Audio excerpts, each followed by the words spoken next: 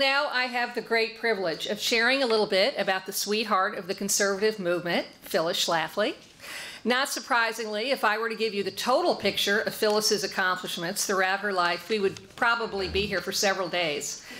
Phyllis has been a national leader of the conservative movement since the publication of her best-selling 1964 book, A Choice, Not an Echo.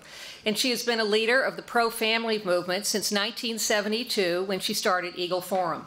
In a 10-year battle, Phyllis led the pro-family movement to victory over the principal legislative goal of the radical feminists, the Equal Rights Amendment. An articulate and successful opponent of the radical feminist movement, she appears in debates on college campuses more frequently than any other conservative. She was recently named one of the 100 most important women of the 20th century by the Ladies' Home Journal. And in 2012, Human Events named her one of the 10 most important women in the country. Phyllis's monthly newsletter, called the Phyllis Schlafly Report, is now in its 45th year. Her syndicated column appears in 100 newspapers and on many conservative websites.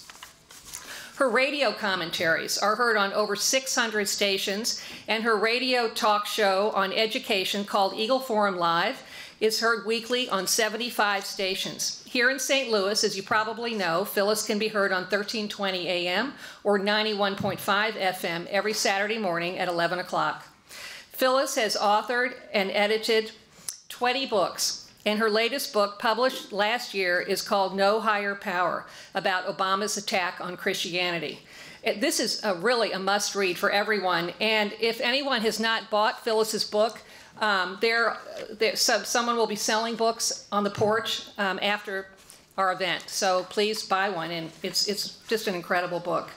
Phyllis is a lawyer, and she served on the member of the Commission on the Bicentennial of the U.S. Constitution from 1985 to 1991, appointed by President Reagan.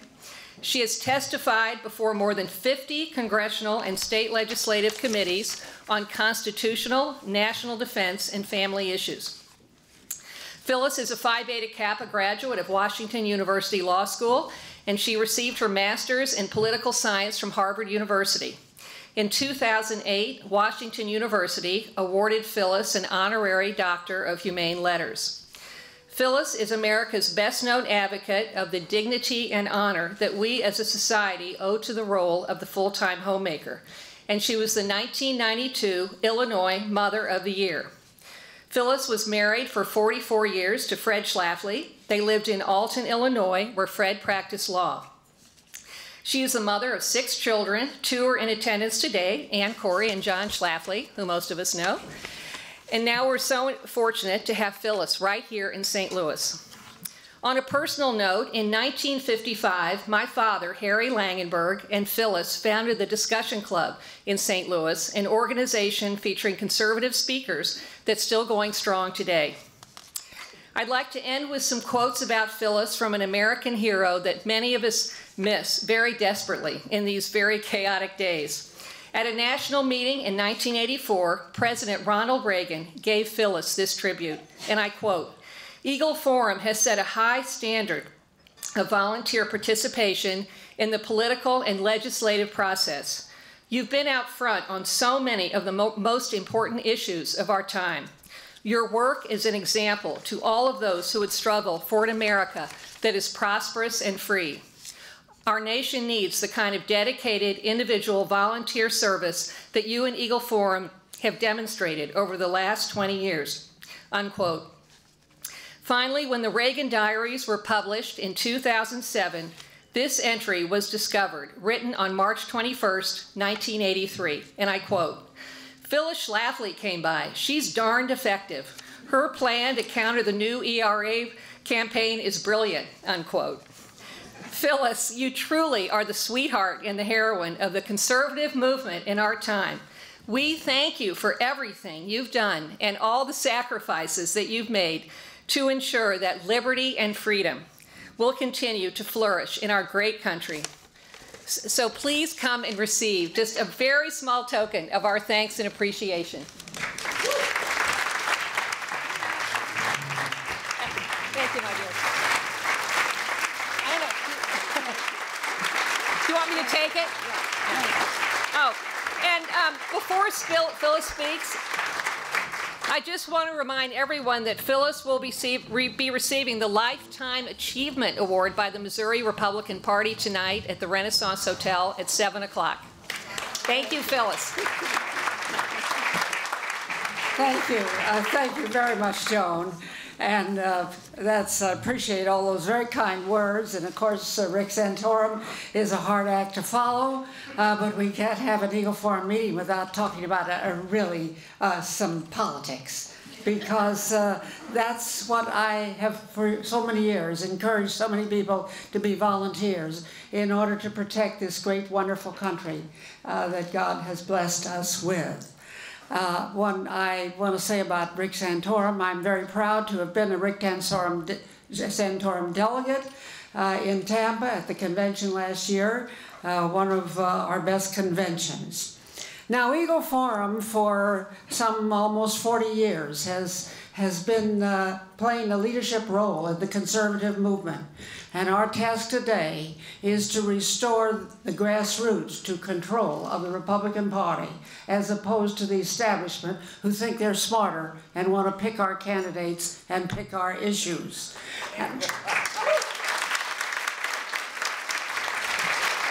You remember as Obama was going into the White House the first time, he said his aim was to fundamentally transform the United States.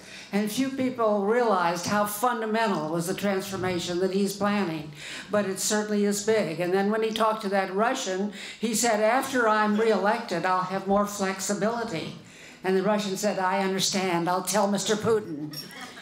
Now, he has done so many things that other presidents just never dared to do, because he seems to think he can run the country all by himself and not pay any attention to Congress. I'll give you a few examples. Congress has considered and refused repeatedly to pass what we call the DREAM Act, giving amnesty to young illegal aliens. And Obama just decided he could do it by executive order, by a stroke of the pen, and he appears to be getting by with it. Then he made some very important, what he called recess appointments, even when Congress was not in recess. And now one judge has decided against that, but we don't know how that'll turn out. But the nerve of him to try to do that. And then when he passed the takeover of our healthcare industry with Obamacare, they just said, it was very long, I don't know, 1,500 pages, something like that. And they said, well, we'll pass it first, and then you can read it and find out what's in it. And that's what they did. And we're beginning to find out how costly it is. Robert Rector at the Heritage Foundation has identified 79 agencies that give welfare handouts to Americans all over the country. These are not Social Security or anything that you put money into, or unemployment compensation. These are direct cash or benefit handouts. And we now have 47% of the American people who get all or part of their living expenses from a handout from the government. And one of Obama's goals is to promote dependency on government. That was the purpose of his little TV skit, The Life of Julia. And we think that the scholar Stanley Kurtz, who investigated what Obama did in those years we hadn't known anything about, his 2 years at Columbia University, he attended a Socialist Workers' Party conference at which Frances Fox Piven was the main speaker. And she espoused this idea that the way to break the capitalist system is to load more people on welfare. And then they will be, you'll get to be a majority dependent on government, and that will break the system. And then he pays no attention to the Constitution. Now, the Constitution specifically gives the duty of the president to take care that the laws are faithfully executed. Well, he's not faithfully executing the Defense of Marriage Act, called DOMA, which was overwhelmingly passed by Congress and even signed by Bill Clinton. He's got his Attorney General trying to fight it and get some judge to knock it out. And then the feminists are very much in control of the policies of the Obama administration, as you can see by this new order of Panetta to send women into combat. I just wouldn't have any any respect for men who would send women out to do their fighting for them. And all of the opposition.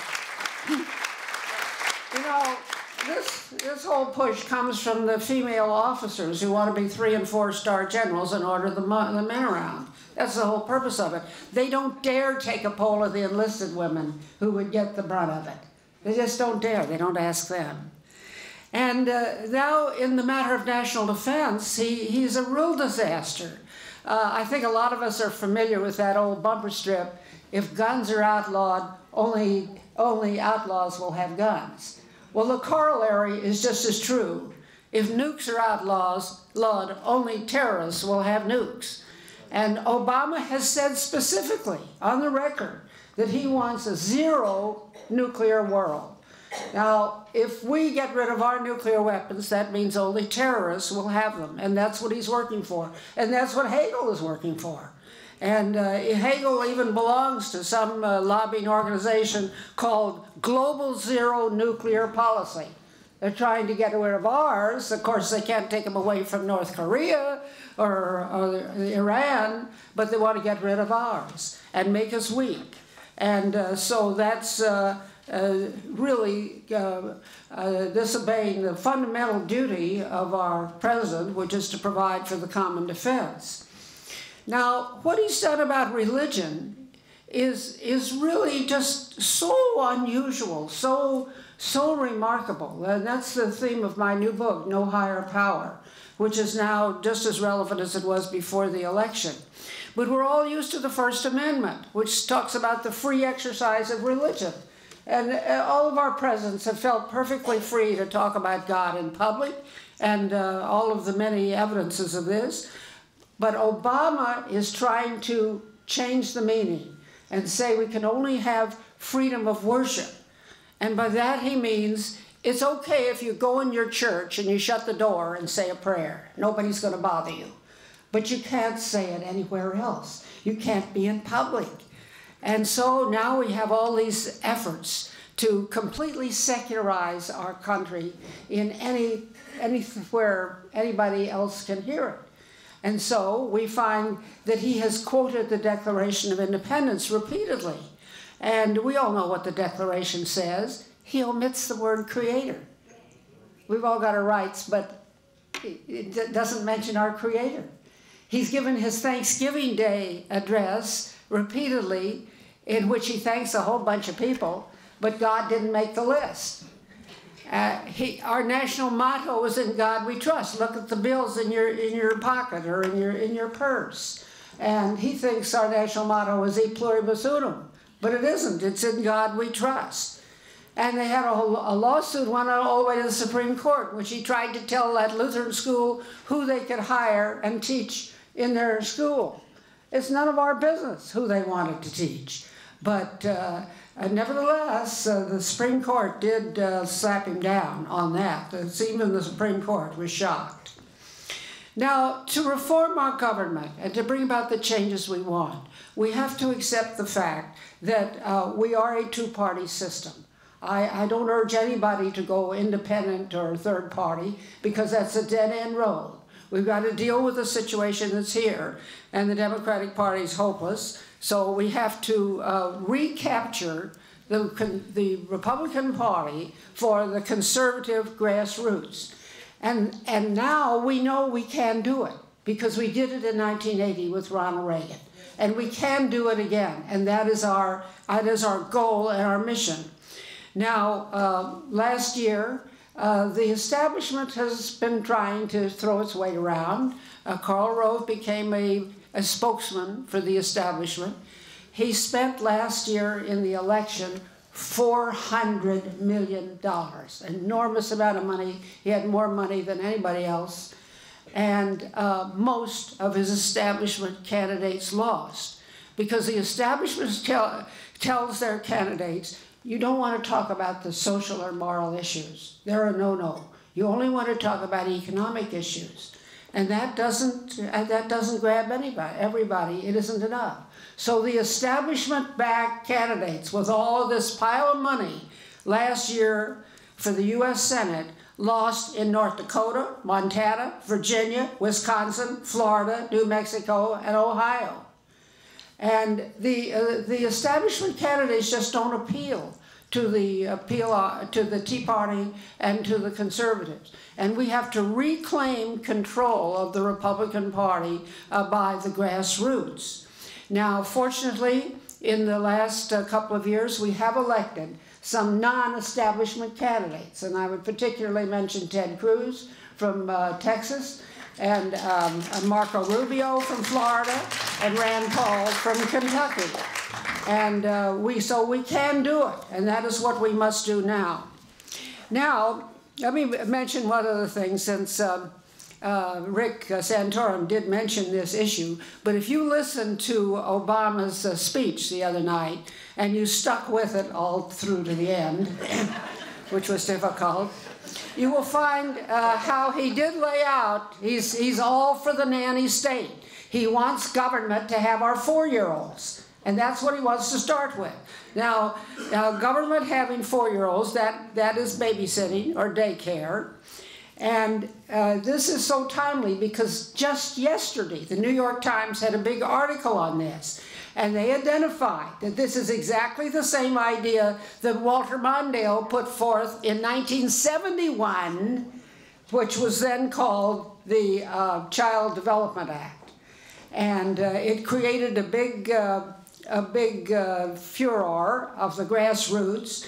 And the New York Times told how that daycare bill in 1971 was defeated by hundreds of letters to Congress.